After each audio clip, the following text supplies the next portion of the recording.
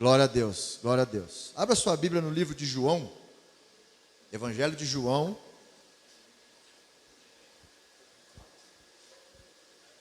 Evangelho de João, capítulo 20. Verso 19 ao 22. Nós vamos ler hoje. Evangelho de João, capítulo 20, verso 19.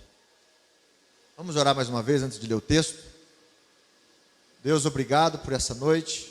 Obrigado pelo privilégio que nós temos de nos reunir como corpo de Cristo, como igreja, para adorar o Senhor, para cultuar o Senhor, para te agradecer, Deus, para expressar a nossa fé, lembrar que tudo vem do alto, nada nós podemos ter se o Senhor não nos der. Ó Pai, nós louvamos o Teu nome, reconhecemos que Tu és Deus, que Tu és o Senhor. Abrimos o nosso coração nessa noite para ouvir a Tua palavra, ó Deus, e que o nosso coração seja como uma terra boa que vai receber a boa semente e que vai germinar, essa semente vai germinar, vai crescer e vai dar frutos a 30, 60, 100 vezes por um. Seja engrandecido aqui, Senhor, em nome de Jesus. Amém. Irmãos, esse texto, antes da gente ler esse texto, ele fala a respeito do que aconteceu num domingo à tarde. O que você costuma fazer num domingo à tarde? A gente geralmente que não trabalha, né? Costuma ficar tranquilo. À tarde geralmente tem jogo de futebol. As mulheres ficam mais tranquilas também. Já fez o almoço de domingo, né? Dá uma relaxada, dá uma deitada. Começa a querer se preparar para o culto à noite, né? Mas aqui, esse texto está descrevendo um domingo à tarde, único na história. Onde tudo mudou, onde dividiu a história. Entre antes de Cristo e depois de Cristo. Foi o domingo em que Jesus ressuscitou, na Páscoa. E após ele ressuscitar, ele aparece para algumas pessoas. Em primeiro lugar, ele aparece para Maria Madalena. E após isso, ele vai aparecendo para os discípulos. Vai se mostrando, mostrando que aquilo que ele havia prometido era verdade, está acontecendo, está se cumprindo. Então era um domingo diferente. Era um domingo especial. É o domingo que mudou a minha e a sua vida. É o domingo que pode mudar a sua vida, que pode transformar a sua vida. Foi esse domingo, o domingo da Páscoa, o período da tarde. Vamos ler o texto, verso 19, no capítulo 20 de João. Ao cair da tarde daquele dia, o primeiro dia da semana, trancadas as portas da casa onde estavam os discípulos, com medo dos judeus, veio Jesus, pôs-se no meio e disse-lhes: paz seja convosco. E dizendo isto, lhes mostrou as mãos e o lado. As mãos que tinham sido pregadas estavam furadas, e o lado onde o guarda enfiou uma lança do lado dele para ver se ele estava morto realmente, lá na cruz. Alegraram-se, portanto, os discípulos ao verem o Senhor. Eles estavam com medo, mas agora se alegraram. Verso 21. Disse-lhes, pois, Jesus outra vez: paz seja convosco. Assim como o Pai me enviou, eu também vos envio. E havendo dito isto, soprou sobre eles e disse-lhes: recebei o Espírito Santo. Olha só que coisa linda. Jesus então ele ressuscita e ele começa a aparecer aos seus discípulos. Ele começa a se mostrar e confirmar tudo aquilo que ele havia prometido, testificar as suas palavras, tudo aquilo que ele havia falado, tudo aquilo que ele havia ensinado. antes da sua crucificação, antes da sua morte, agora, através da sua ressurreição e da sua aparição para os discípulos começam a ver que era verdade.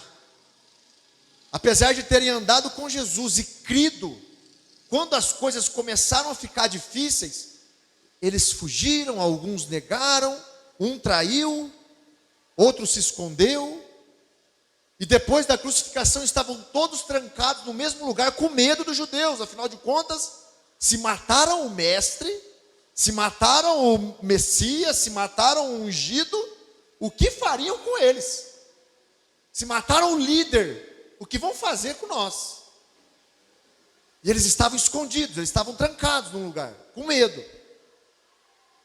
Então Jesus chega, naquela tarde, no primeiro dia da semana, o domingo, e ele vê as portas trancadas.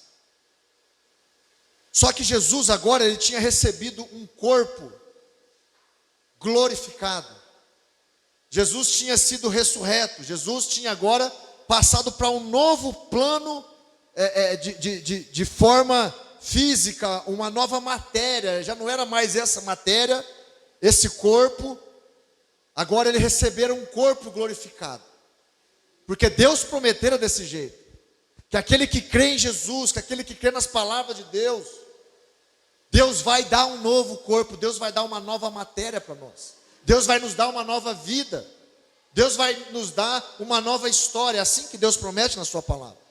E a Bíblia diz que Jesus ele foi obediente, e obediente até a morte, e morte de cruz. Por isso ele recebeu a promessa, ele foi o primeiro a sofrer, ele foi o primeiro também a ser glorificado.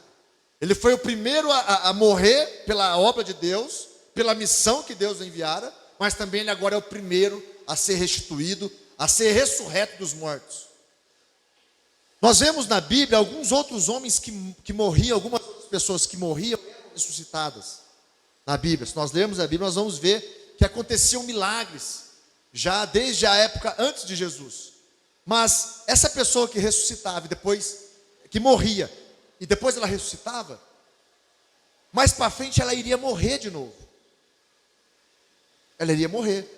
Às vezes alguém era ressuscitado porque morreu de uma doença precoce, mas logo mais ela morria. Chegava a idade, a velhice, e a causa natural, e ela morria. Agora Jesus, ele ressuscita para nunca mais morrer. Ele ressuscita para botar um fim na morte. Eu venci a morte, eu conquistei, eu triunfei sobre a morte, e eu recebi a promessa de ter a vida eterna, de ter esse corpo glorificado.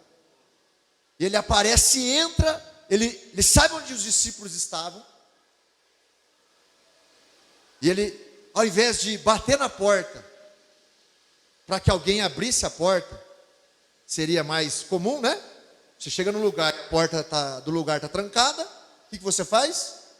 Você quer entrar, você precisa entrar, você precisa chamar alguém, você bate na porta.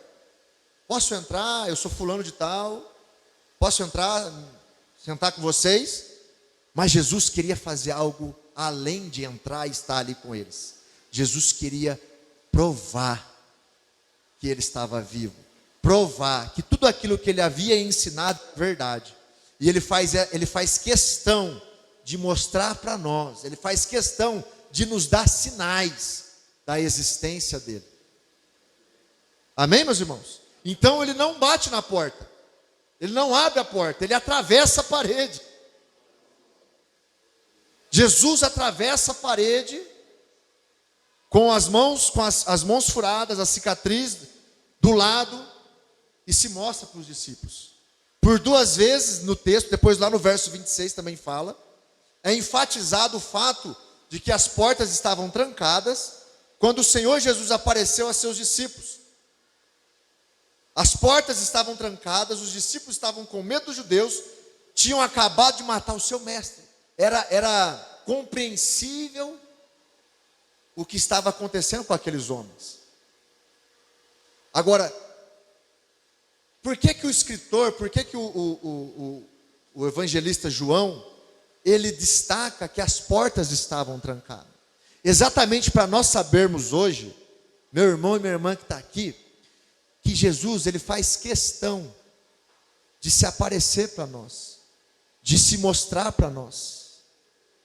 A Bíblia fala: aquele que me ama, eu amarei, e o Pai também o amará, e nós nos manifestaremos a Ele. Olha só, aquele que me ama. Quem é o que me ama? Aquele que guarda os meus mandamentos. Aquele que guarda os mandamentos de Deus. Hoje nós estamos aqui, provavelmente nós vamos ouvir alguns mandamentos, nós vamos ouvir algumas ordenanças em relação à Bíblia, em relação ao que a palavra de Deus diz. Uma das que nós já ouvimos aqui hoje é que nós precisamos acreditar na palavra de Deus. A irmã disse sobre ter uma fé como um grãozinho de mostarda. Se nós crermos, se nós acreditarmos, Deus vai se revelar a nós. Deus vai se manifestar a nós. Amém? Então, ao decorrer do culto, vai prestando atenção nos mandamentos que vai sendo liberados da parte de Deus. Porque é isso que vai fazer com que a gente receba esses sinais de Deus, essas manifestações de Deus, essa certeza de que Deus, Ele é real, e Ele está conosco, e Ele nos ama, e Ele está nos protegendo, Ele está nos guiando, Ele está nos guardando. Amém? Então Jesus, Ele faz questão disso. Aquele que me ama, guarda os meus mandamentos. E eu o amarei. E o Pai também o amará. E nós nos manifestaremos a Ele. Irmãos, creia no Evangelho. Creia na palavra de Deus. Você pode estar como esses homens estavam, aprisionados numa sala, com medo da sua vida, com medo do seu futuro, com medo das perseguições, com medo de várias coisas. Medo dos boletos que estão para vencer, medo da saúde de alguém, medo de não ter de onde tirar o sustento, medo de qualquer coisa. Mas não deixe isso apagar a sua fé. Não deixe isso apagar a promessa de Deus sobre a sua vida. Qual é a promessa de Deus? João 3,16. Porque Deus amou o mundo de tal maneira que deu o seu único filho para morrer, para que todo aquele que nele crê não pereça, mas tenha a vida eterna. E Jesus aqui está provando, olha só, eu fui crucificado na sexta, passei a sexta, o sábado, no domingo, Deus cumpriu aquilo que Ele havia falado, aquilo que eu havia falado para vocês, é uma verdade. Então eu não vou bater na porta, eu vou entrar pela parede, vou atravessar pela parede. E aqui no Evangelho de Lucas,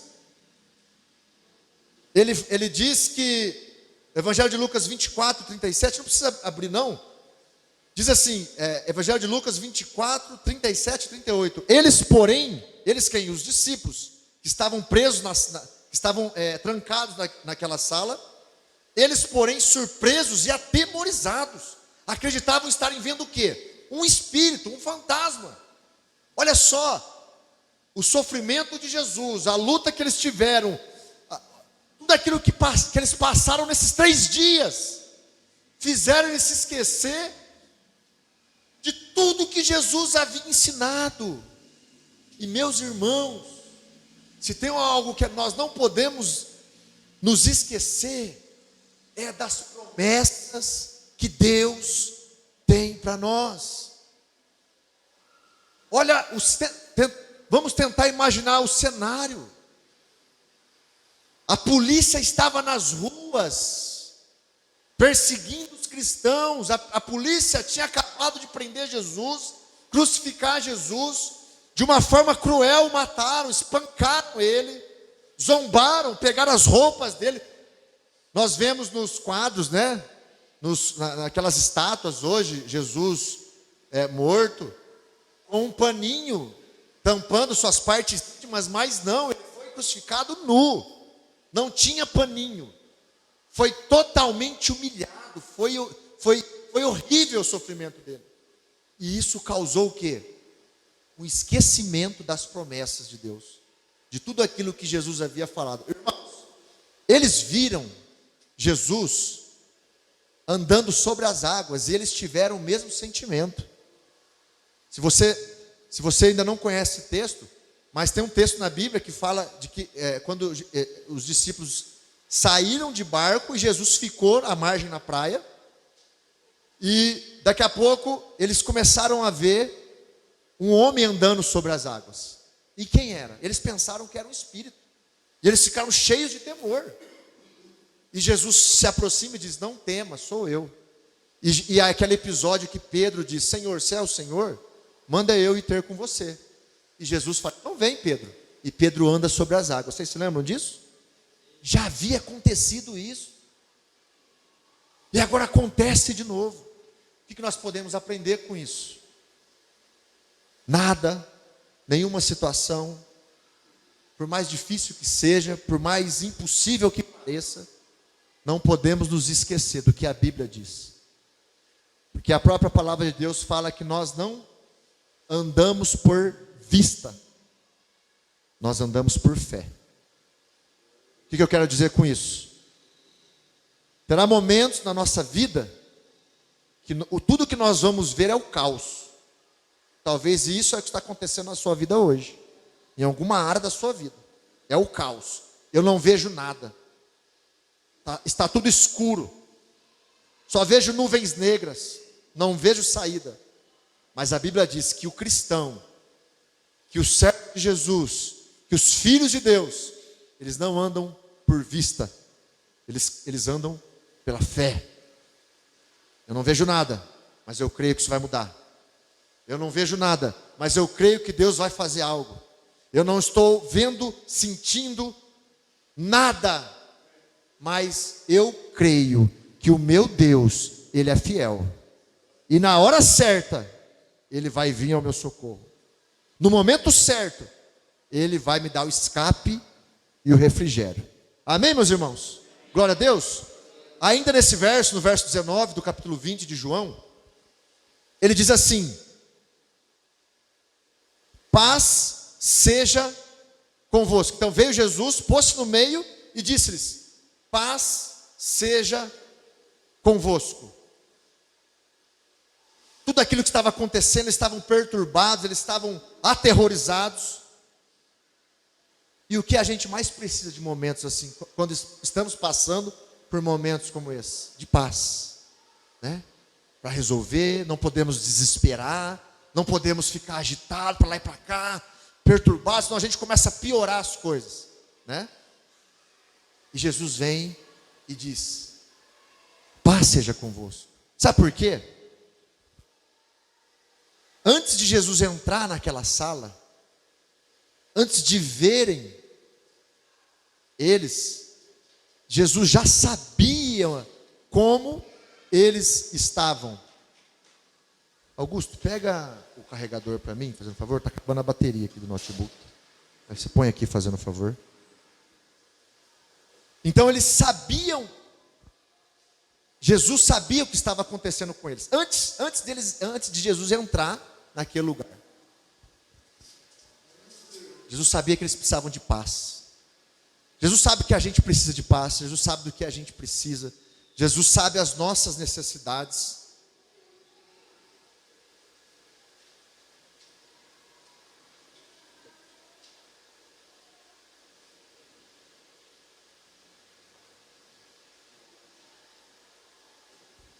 Aleluia? Estamos juntos? Glória a Deus.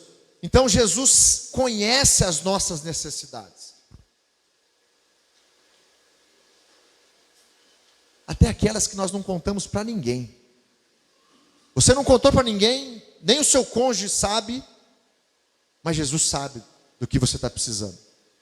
E Ele vem, sabendo que seus discípulos precisavam ser tranquilizados, sabendo que seus discípulos precisavam de um alento, de uma palavra de consolo. Jesus vem e diz: paz seja convosco. Tenham paz, não se perturbem o vosso coração. Creiam em Deus, creiam também em mim.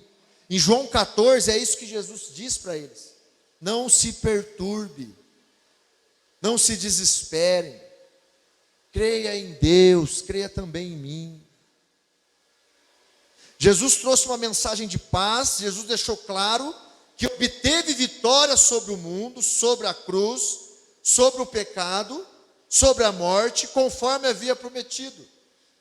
O próprio vencedor, aquele que triunfou, aquele que passou a experiência, aquele que foi crucificado e foi ressuscitado, vem com a palavra de paz. Ei, eu provei, eu experimentei, eu tenho experiência para falar para vocês paz. Fiquem em paz, creiam em mim.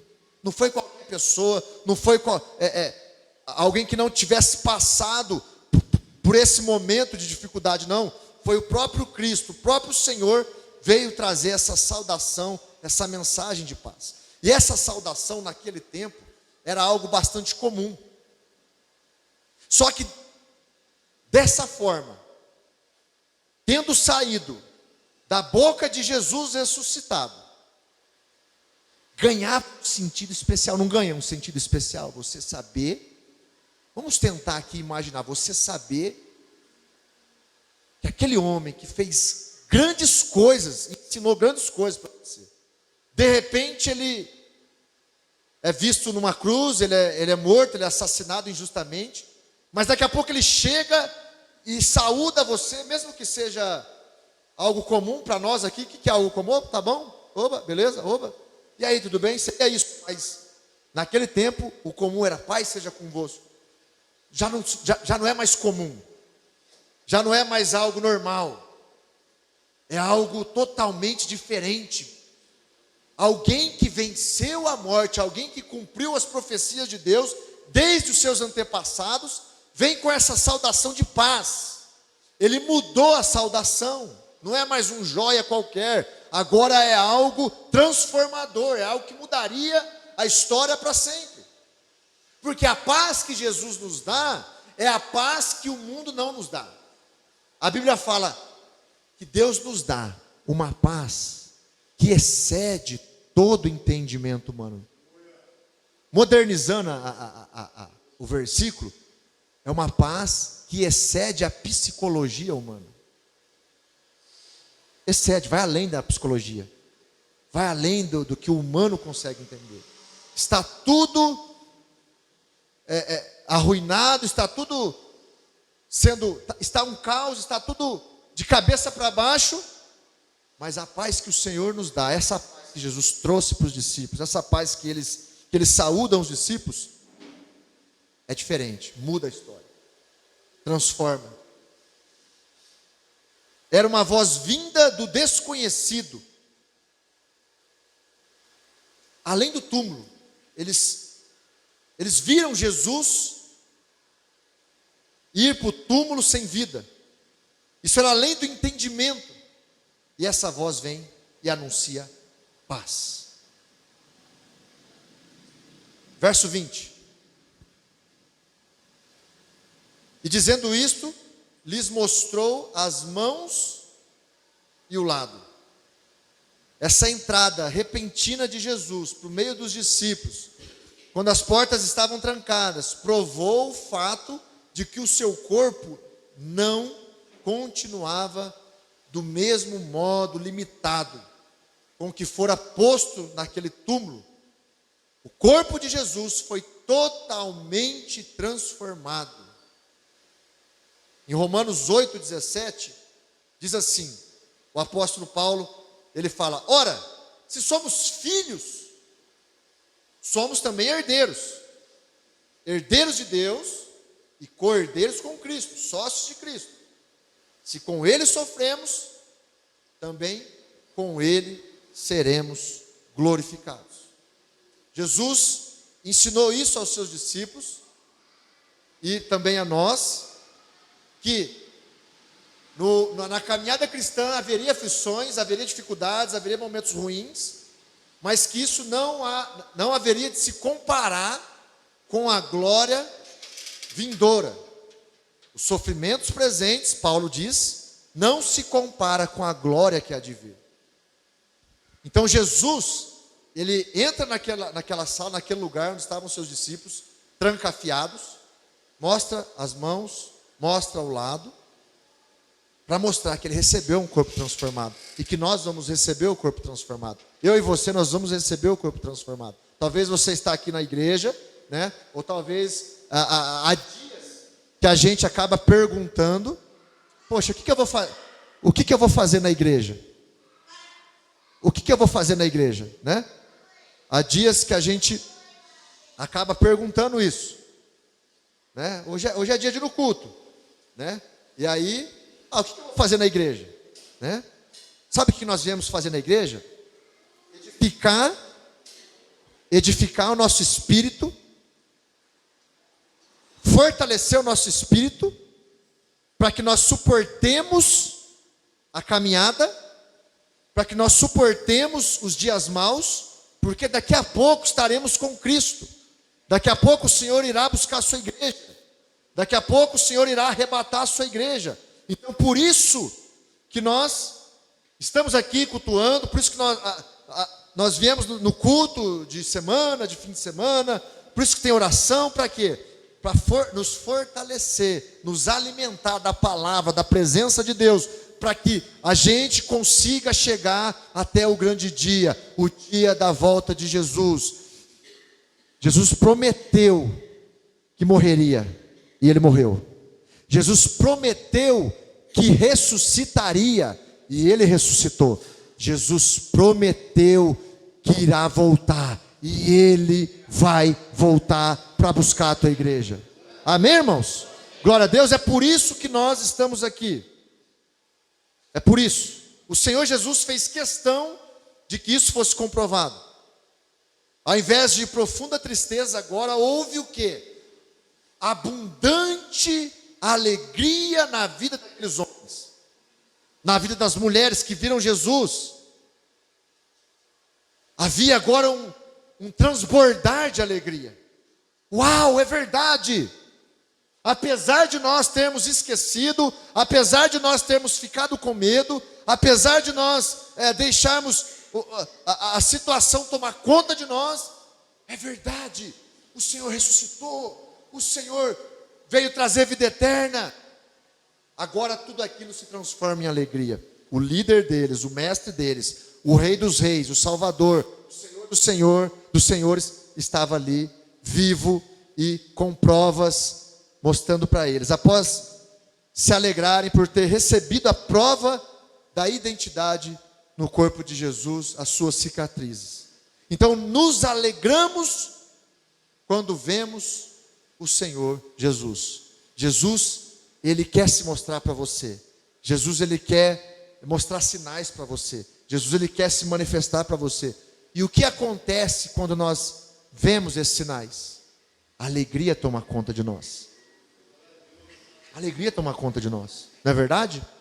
Quando você está lá na sua casa e você pensa em algo, conversa com Deus, faz uma pequena oração, um pensamento, uma oração em pensamento ali com o Senhor, até meio despretensioso. Às vezes nem você está dando tanta importância para aquilo, e de repente acontece aquilo que você estava pensando, aquilo que você estava pedindo, aquilo que você estava clamando, estava orando. É um sinal de Deus. E você se alegra, não é verdade? A alegria, a júbilo dentro de nós, porque o Senhor apareceu. E Jesus sabe disso. Por isso ele faz questão de se mostrar para nós. Através de Cristo é que vem aquela bondade de espírito e atitude que produz a profunda, a verdadeira alegria.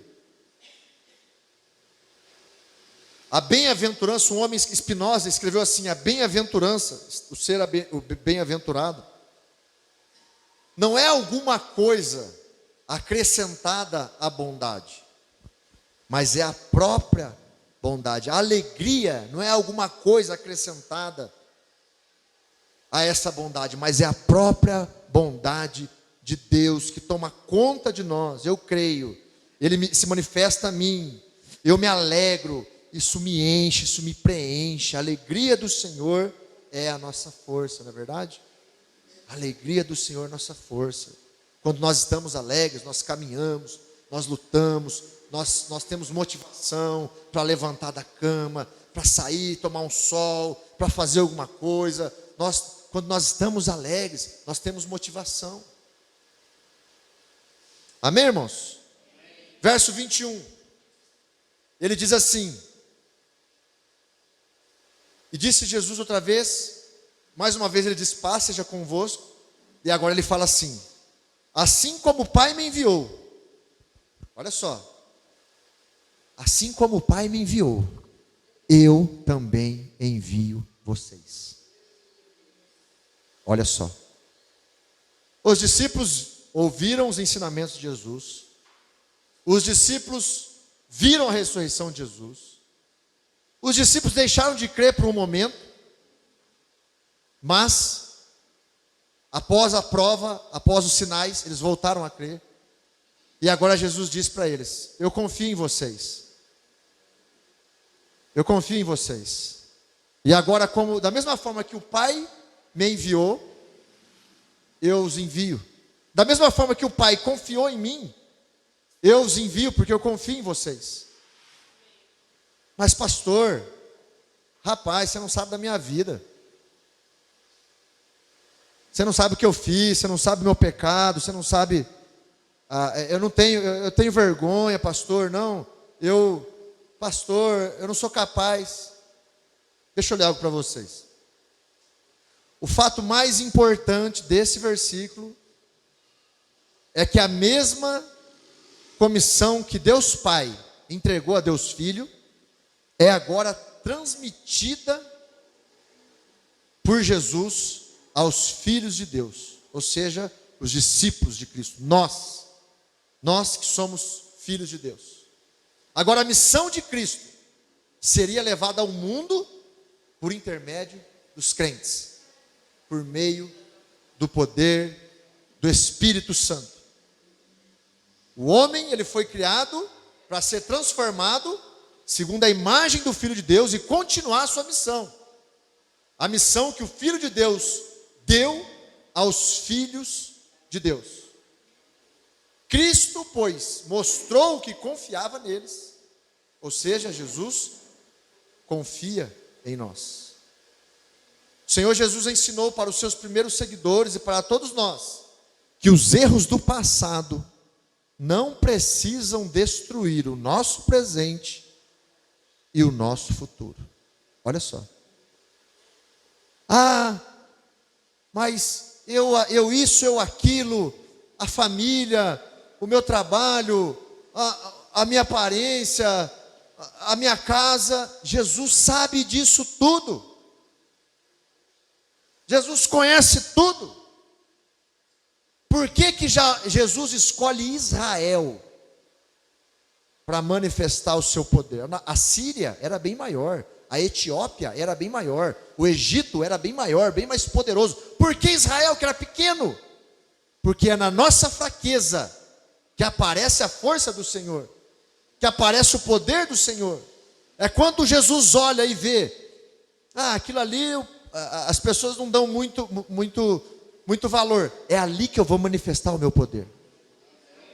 Através de quem o Evangelho chegou a nós? Através de um homem que negou Jesus 3 vezes, através de outros 9 que fugiram, deixaram Jesus na cruz sozinho, através de João, que se escondeu com as mulheres, com medo de ser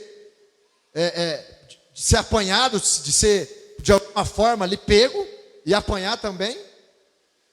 Através desses homens errantes, falhos, cheios de limite, que o poder de Deus se manifestou no mundo, que o poder de Deus chegou até nós, que o Evangelho de Jesus chegou até mim e até você. Então Jesus conhece todas as nossas imperfeições, mas é através de nós que Ele quer alcançar o mundo. É através desses homens e mulheres imperfeitos, que é pó, que é terra, que é cheio de pecado, cheio de erros, que Deus quer transformar as pessoas, alcançar as pessoas. Não é através de pessoas perfeitas.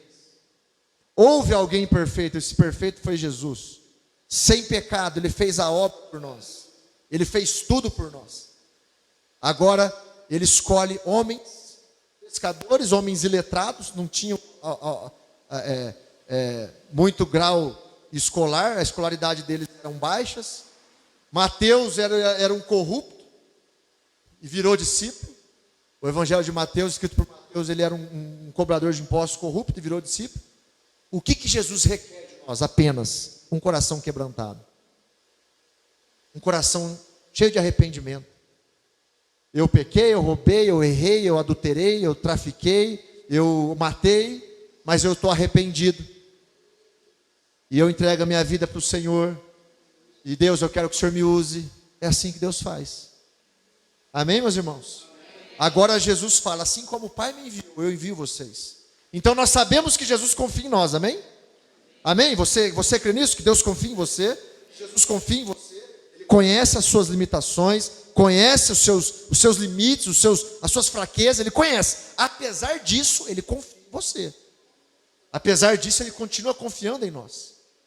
E agora Ele diz, eu os envio. Olha só. Por que nós estamos aqui? Vamos lembrar de novo?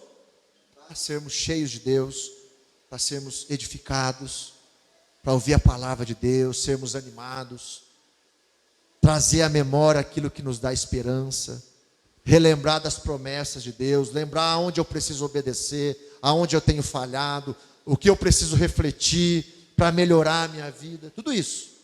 Mas também para sermos enviados. Assim como Deus enviou o Filho dele em uma missão. Qual foi a missão? Morrer por nós numa cruz, ser ressuscitado e fazer essa ponte. Agora o Filho de Deus, Jesus Cristo, diz, eu envio vocês agora. Agora é a vez de vocês. Tá, mas Jesus, o Senhor tinha o Espírito Santo. Quando o Senhor batizou, o Senhor recebeu o Espírito Santo. E ali, através da força do Espírito Santo, do poder do Espírito Santo, o Senhor fez milagres, o Senhor via o coração das pessoas, o Senhor dava profecias, dom de revelação, fluía do Senhor, dom de cura, dom de milagres, fluía do Senhor, por causa do Espírito Santo. Verso 22. O que acontece agora? João 20, 22. Olha só que coisa linda. E havendo dito isto, soprou sobre eles e disse-lhes, recebei o Espírito Santo. Receba a capacitação de Deus. Receba aquilo que vai fazer você superar o quê? As tentações, os pecados, os limites, aonde você não conseguir chegar pela sua mão, eu dentro de você vou chegar, vou fazer, vou alcançar. Receba o Espírito Santo. Jesus soprou o Espírito Santo sobre eles. Da mesma forma que lá no livro de Gênesis, coloca aí, Augusto, Gênesis capítulo 2, no verso 7, presta atenção aqui. Gênesis capítulo 2, verso 7. Então formou, estou na versão Ara, tá? Então formou o Senhor Deus ao homem do pó da terra e lhe soprou as narinas o fôlego de vida. Deus sopra o dom da vida sobre o homem. O homem era barro, era pó, era um boneco, não servia para nada, não tinha utilização para nada. Mas Deus vem e sopra nas narinas do homem. Agora tem o fôlego de vida. Agora o homem vai multiplicar. Agora o homem vai vai dar nome aos animais. Agora o homem vai cultivar o jardim. Agora o homem vai trazer a glória de Deus para a terra através da primeira instituição que Deus criou, que foi a família. Deus quer manifestar a glória dele na terra através da família, que é a imagem e semelhança de Deus. Então Deus sopra o fôlego de vida. Em Jó capítulo 33, no verso 4, também diz assim: o Espírito de Deus me fez, e o sopro do Todo-Poderoso me proporciona a vida. Então, o sopro de Deus nos deu fôlego de vida. Entrou o pecado, nos afastou de Deus, nos distanciou de Deus, fez separação de nós e Deus. E agora vem Jesus, e morre por nós, ressuscita e sopra sobre nós agora. Longe de Deus, meus irmãos, presta bem atenção. Com o pecado, longe de Deus, o que nós poderíamos fazer nessa terra? Nada. Inúteis. Já ouviu aquela música? A gente somos inúteis. Lembra, né? Então, desse jeito. Mas Jesus, filho do Pai, repete o que o Pai faz. Ele vê o que o Pai está fazendo e vai fazer também. Aquilo que era inútil, Adriano, agora, com o sopro do Espírito Santo sobre nós, temos utilidade, trazer a glória de Deus para essa terra, para onde nós formos, para onde nós caminharmos. A glória de Deus agora ela vem através do Espírito Santo que foi soprado dentro de nós. Não somos mais inúteis. O pecado foi vencido pelo Senhor Jesus e agora temos o Espírito Santo de Deus dentro de nós. Vamos fazer a missão de Deus, vamos servir ao Senhor, vamos manifestar a glória de Deus, o poder de Deus. Agora eu tenho o dom de palavra de conhecimento, de revelação. Eu posso orar por libertação, que o demônio vai embora, ele é expulso no nome de Jesus, pelo poder do Espírito Santo que está dentro de nós. Agora há utilidade em mim e em você. Não é maravilhoso, Karina? Não é bênção demais? O Espírito Santo, Jesus sopra o Espírito Santo em nós. Aqui ainda, de uma forma preliminar, não aperfeiçoada como aconteceria lá no dia de Pentecostes, quando Jesus ele fala lá em Atos capítulo 1, no verso 8, ele diz: recebereis poder ao descer sobre vós o Espírito Santo, e vocês serão as minhas testemunhas, tanto em Jerusalém, a Judéia, Samaria e até os confins da terra. Mas aqui Jesus já deu uma capacitação para os discípulos, de resistir às tentações, de vencer situações que antes eles não conseguiam vencer. Talvez Pedro, com o Espírito Santo, não teria negado Jesus. Talvez João não teria se escondido com as mulheres. Talvez os outros 9 não teriam fugido, estariam ali, prontos para pagar o preço, para sofrer por Jesus, para morrer por Jesus. Vocês estão entendendo?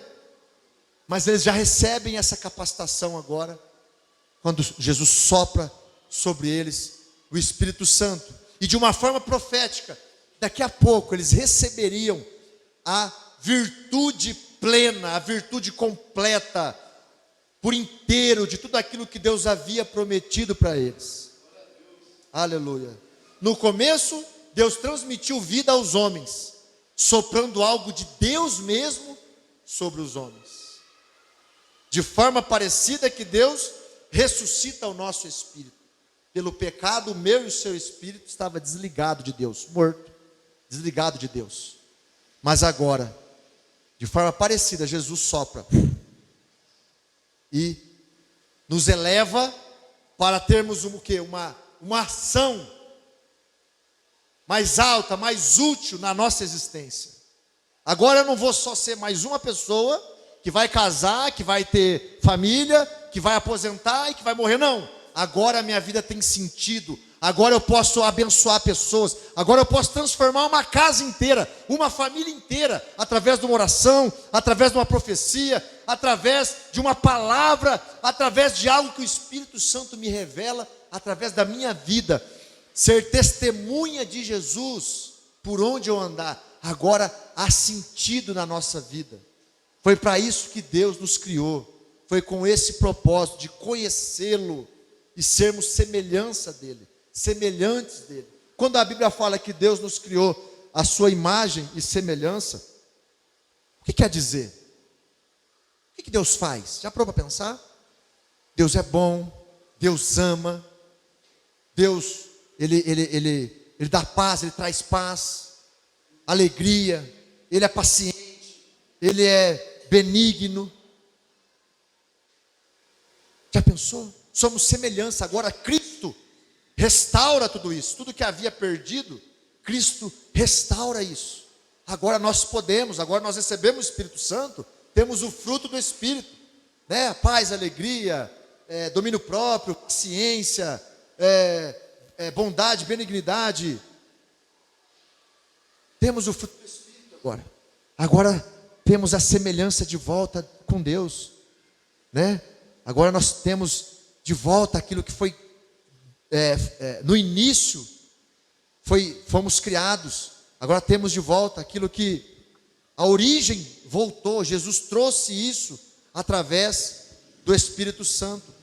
O objetivo do Espírito Santo em mim e em você é que sejamos parecidos com Deus. Amém, meus irmãos? Amém. Glória a Deus. Vamos ficar de pé para a gente orar.